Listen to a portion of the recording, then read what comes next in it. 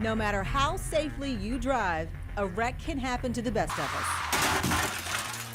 There's a 25% chance you'll crash a car in your lifetime. If you do, you'll most likely have to deal with a damaged vehicle and an insurance claim. So how much damage would it take for the insurance company to total your vehicle? Well, that's based on a number of factors. The amount of the repair estimate, the salvage value, how long it may take to repair the vehicle, because the rental may become an issue as well. By state law, if the repair estimate is at least 75% of the retail book value, then that vehicle must be deemed a total loss. That's Alabama state law, but Lloyd Bush owns an auto body company in Gardendale. He says some insurance companies will total out a vehicle with less damage. A lot of the insurances are now going at 65% because salvage values are so high right now that they're able to sell it and come out better than they would if they were to total the vehicle. When you think of a total car, images like this probably come to mind. This rear body panel, which is a structural component, had to be replaced because it was completely mashed in. But an older car that's lost much of its value through depreciation can be totaled after a simple fender bender. It might not look like a lot of damage, but we're talking about the bumper here and the rear quarter panel. Cost about $1,800 to repair, and on a 1998 vehicle, that could total it out. They've had the car a long time. It's depreciated down to a value that in the book value of the car, it's not very much.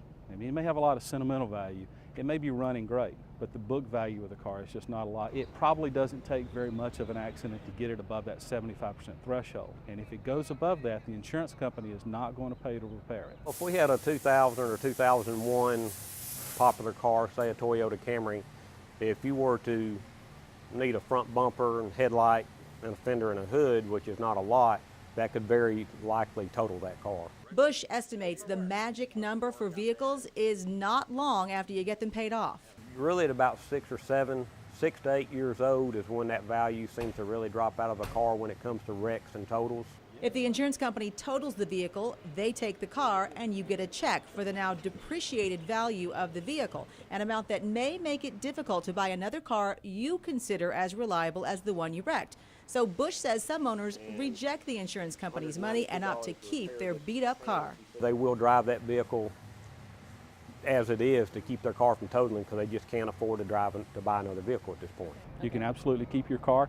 You cannot take the claim and repair it yourself or keep your car or whatever you're going to do with it that way. But you need to talk to the insurance company and the Alabama Department of Revenue if you decide to do that to find out if your vehicle's title will be affected. By law, we have to report that to the state of Alabama if the vehicle is deemed a total loss. Obviously, auto insurance companies aren't in the business to pay you more than your car is worth unless you purchase some type of additional gap coverage, which will cost you more. The best advice from the State Department of Insurance is know your car's value and your auto insurance policy. Auto body man Lloyd Bush says if an airbag deploys in a car more than 5 years old, there's a good chance it'll be totaled. Not only are the airbags themselves expensive to replace, but Bush says often sensors, control modules, and seat belts will have to be checked, possibly even replaced in those cars as well. Lisa Crane, Alabama's 13 investigates.